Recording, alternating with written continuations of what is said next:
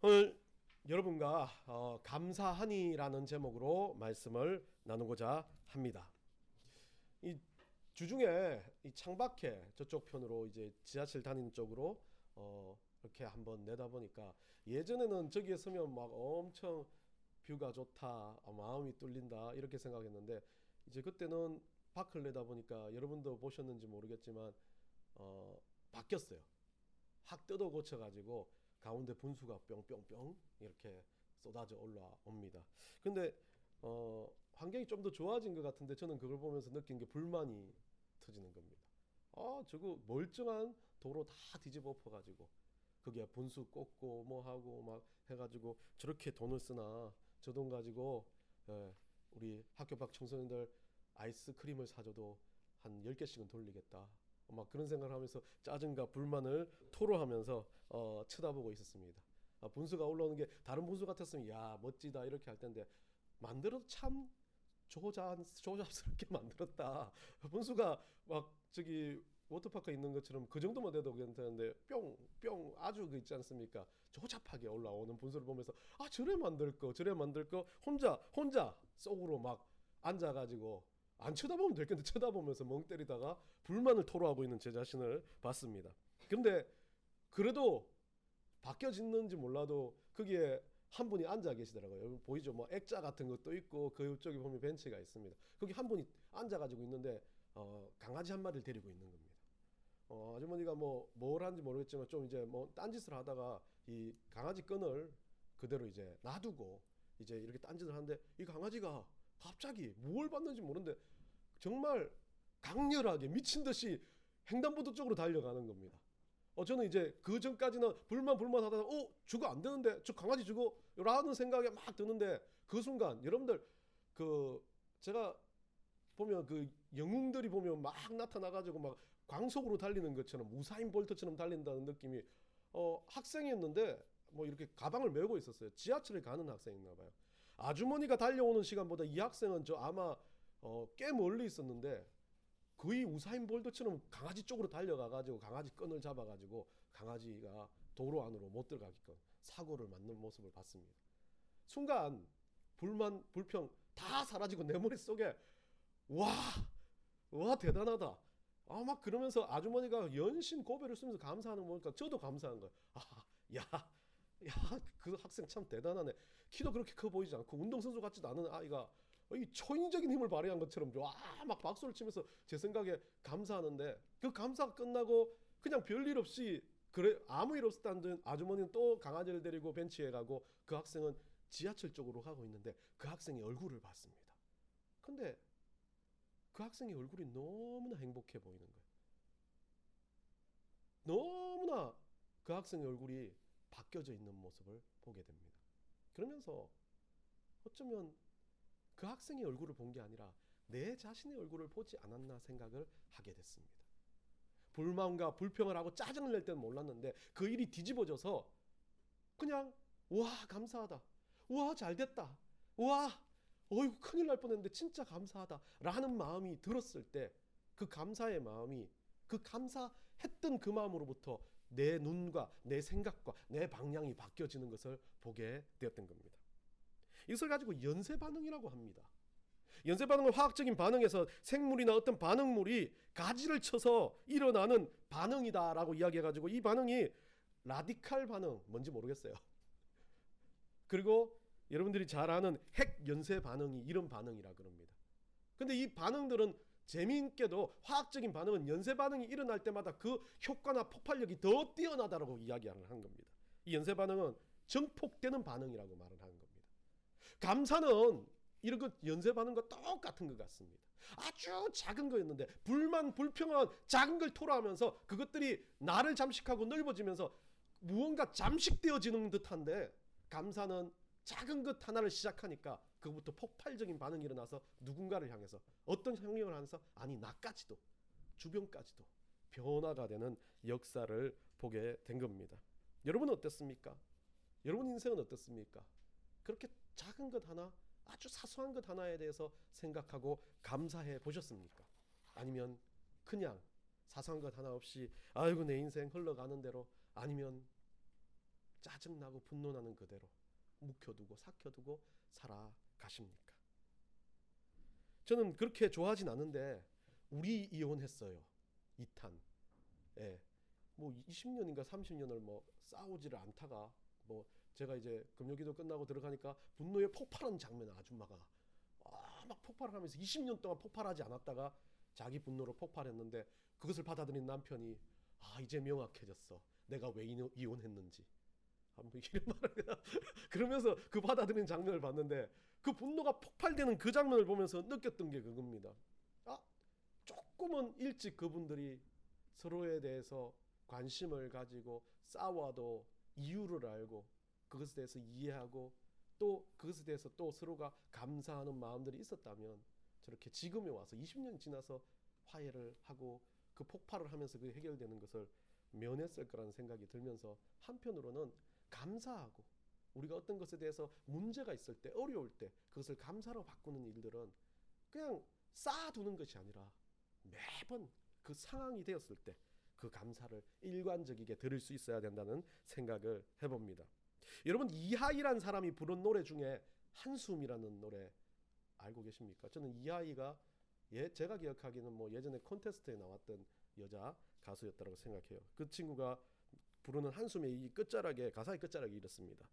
누군가의 한숨, 그 무거운 숨을 내가 어떻게 헤아릴 수 있을까요? 당신의 한숨, 그 깊이를 이해할 수 없겠지요. 괜찮아요. 내가 안아줄게요. 정말 수고했어요. 이 가사를 듣는 여러분들 위로를 받고 치료를 받습니까?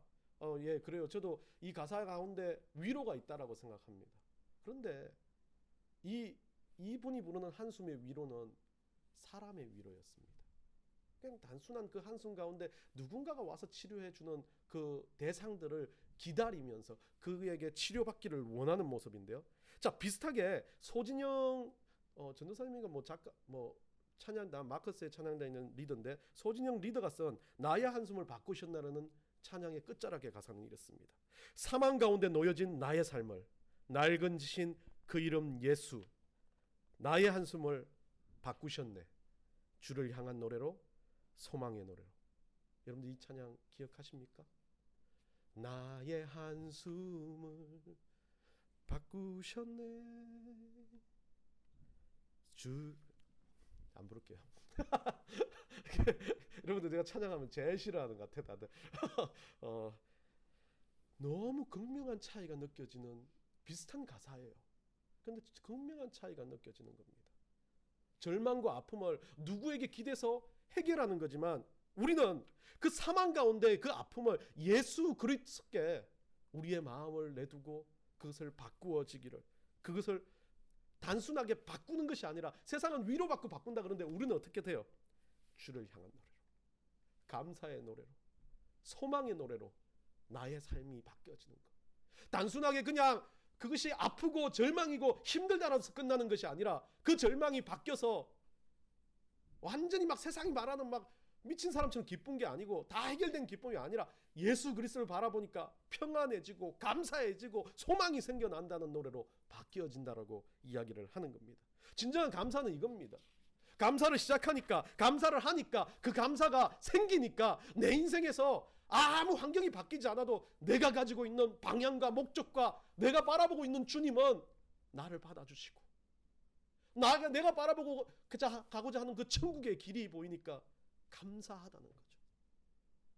환경은 똑같습니다. 한숨이 나와야 할 상황이고 아픔이 넘치는 상황이고 문제는 해결되지 않은 상황이지만 그래도 그 순간 감사를 하기 시작하는 순간 문제가 잊혀지고 아픔이 잊혀지고 한숨이 바뀌어서 그 한숨 내면 뭐하냐? 주님 앞에 내가 찬양하며 노래하며 살겠다라고 바뀌어지는 거죠. 우리는 어떻습니까? 이렇게 감사하고 살아갑니까? 우리의 삶의 여건들 하나하나를 세워보면서 우리는 불평하지는 않습니까? 그냥 쌓이지 못해서, 그것을 해결하지 못해서, 분노함을 찾지 못해서 누군가를 향해서 내 마음의 감정들을 쏟아내놓기 위해서 그렇게 살아가지는 않습니까? 오늘 본문에 감사한 사람들이 있습니다. 근데 사람들이라고 하기보다는 10명이 감사해야 되는데 그 중에 한 명이 감사를 합니다. 오늘 본문을 여러분들이 아시겠지만 잘 아시는 사건인데요. 10명의 나병 환자들을 예수님이 고칩니다. 그런데 10명의 나병 환자들을 고치지만 그 고침을 받은 감사함을 고백하러 온 사람은 딱 한 명밖에 없습니다. 사마리아인이라고 불리우는 한 명의 사람입니다.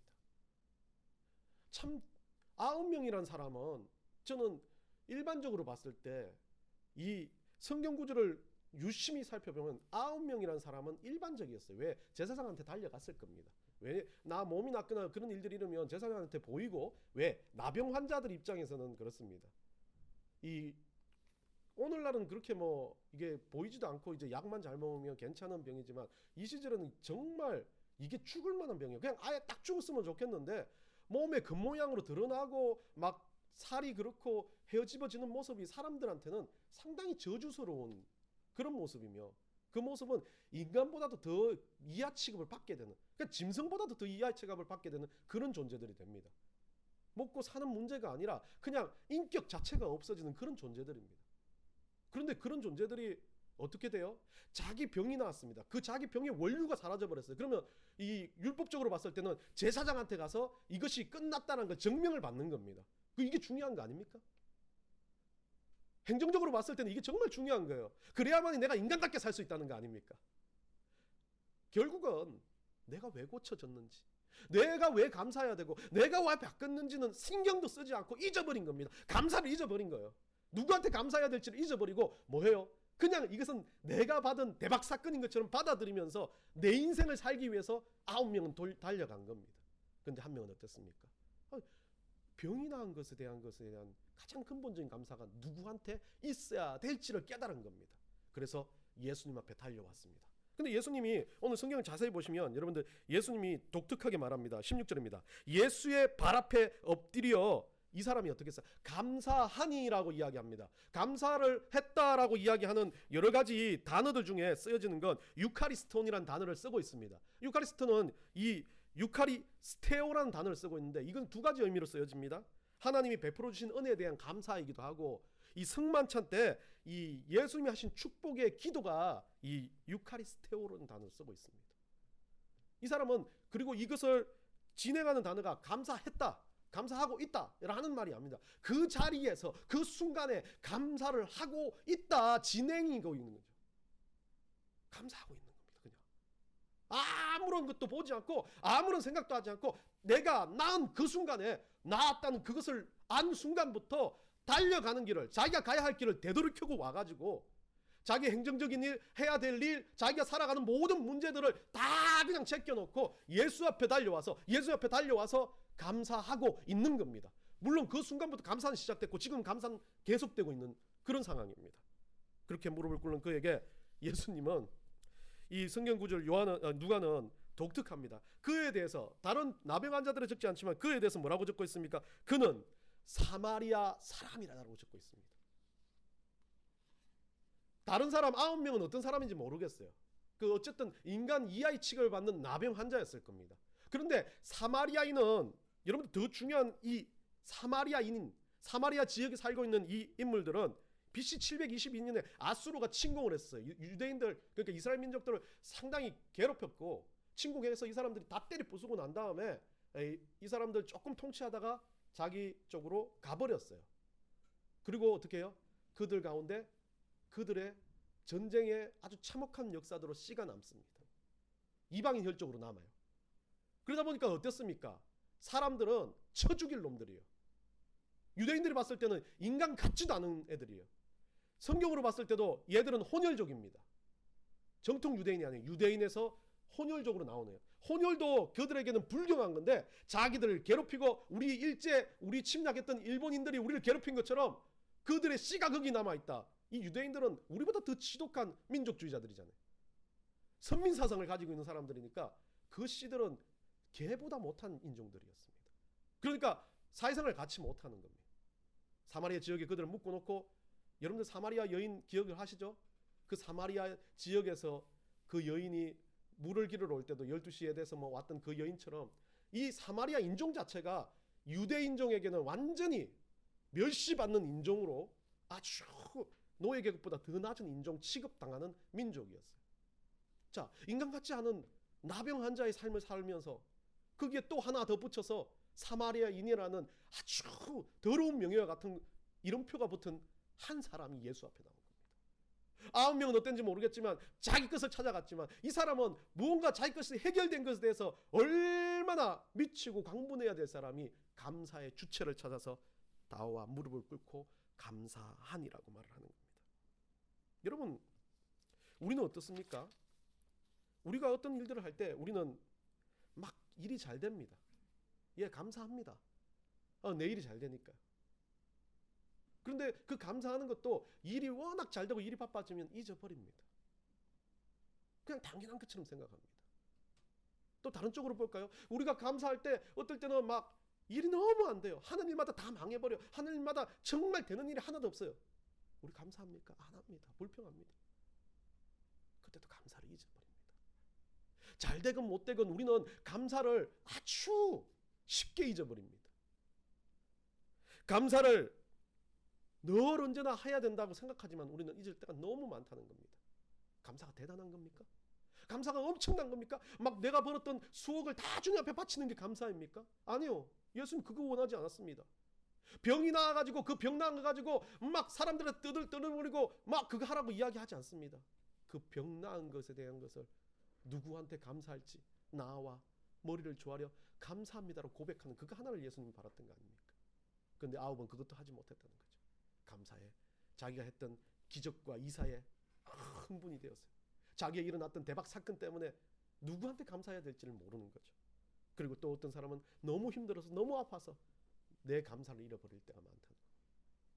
그런데 이 사마리아인이 예수님께 나온 것처럼 이 사마리아인이 예수님 앞에 나와서 그 감사를 할 수 있는 그 마음이 들었을 때 우리 주님은 다른 모양을 우리에게 보여주십니다. 왜 감사를 시작해야 되는지, 왜 감사를 해야 되는지, 왜 감사가 반복되어야 되는지, 왜 힘든 가운데도 내가 아무것도 안 되는 가운데도 감사를 해야 되는 이유를 오늘 예수님이 알려주십니다. 17절입니다. 예수께서 대답하여 이르시되 10사람이 다 깨끗함을 받지 아니하였느냐? 그 9은 어디 갔느냐? 이 사람이 그런 말을 들어야 될 사람은 아니지 않습니까? 그 9은 유대인일 수도 있고 이 사람을 좀 이제 낳고 나니까 이 사람을 막 아이고 네 더러운 놈이라고 취급할 수 있는 사람들입니다. 그런데 예수님은 이 사람을 꼭 묻듯이 야, 왜 너만 왔어? 라고 이야기하는 겁니다. 9 어디 갔어? 라는 겁니다. 군중이 모여 있습니다. 그리고 그 중에 사람들은 막 그렇게 생각할 겁니다. 아, 저 사람이 예수님한테 어떤 감사의 조건이 있나 보다 하는데 예수님은 10이 있었다라고 이야기합니다. 10명 중에 감사해야 될 10명 중에 다 돌아오지 않고 딱 한 명만 돌아왔다. 그런데 그 한 명 돌아온 사람이 너희들이 잘 아는 유대인이나 너희들이 잘 아는 대단한 사람이나 너희들이 잘 아는 은혜가 있고 성령에 충만하다고 늘 교회에서 열심히 모양해 그 사람이 아니라 쭈그리처럼 초라했던 아무것도 아닌 것 같은 그 인간, 너희들이 말종처럼 생각했던 인간, 돈도 없고 아무것도 없고 교회에서 정말 쓰레기통이나 비우는 그 사람이 너희 앞에 와 있는 이 사람이다. 이 사람이 감사하고 있다. 전 예수님은 알려주고 싶었던 겁니다. 진짜 감사가 뭔지, 대박을 터져서 감사하는 건지, 아니면 인생을 살면서 뭔가 잘 돼서 건강이 있어서 막 화려한 것이 있어서 자녀들이 잘 돼가지고 남들한테 뻐덕이면서 감사하는 게 아니라는 걸 알려주는 거죠. 감사란 건 매번 내 순간 내가 갈등하고 내가 고민하고 내가 정말 힘들어하는 그 순간에 주님 이것도 감사하다라고 고백할 수 있는 것. 내 환경이 아무리 막혀 있어도 내 환경이 뚫리지 않는 상황이 된다 할지라도 주님 이것도 감사한다라고, 아니면 내 환경이 잘 될 땐 더 감사합니다라고 주님 앞에 고백할 수 있는 것, 그게 감사라고 알려주고 있는 거죠. 그러면서 18절에 말합니다. 이 이방인 외, 정확하게 붙이는 거죠. 너희들이 쓰레기라고 말하는 사마리아인 외, 너희들이 아무것도 가지 못하고 저게 뭐 예수 믿어, 저 사람이 뭔 예수님의 영향력이 있어, 저 사람이 어떻게 전도를 해, 막 이렇게 말하는 그 아주 불편한 그 사람 외에는 하나님께 영광을 돌리러 온 사람이 없다라고 말합니다. 우리의 기준에서 하나님을 믿고 예수 믿고 살아가는 것 중에 우리는 뭔가 좀 막 우리가 뭐 하는 것, 뭐가 좀 막 교회 안에서 봉사를 열심히 하는 것, 그런 것 가지고 내 인생이 막 잘 되고 승승장구하는 것, 그게 예수 믿는 것에 아주 중요한 요소처럼 생각합니다. 그런데 예수님 그거 원하지 않아요. 진정으로 감사해서 주님 앞에 무릎 꿇고 나오는 그 한 사람의 감사를 주님은 영광, 하나님께 영광이라고 그렇게 이야기를 하는 겁니다. 우리도 똑같은 거죠.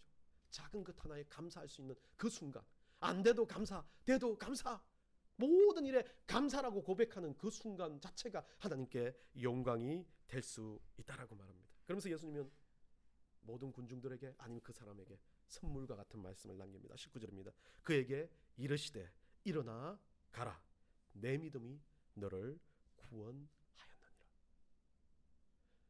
중요한 건 그 감사 안에 예수님은 뭘 보셨다는 거죠. 그 감사 안에서 환경과 자기의 상황을 뛰어넘는 믿음을 보셨다는 겁니다.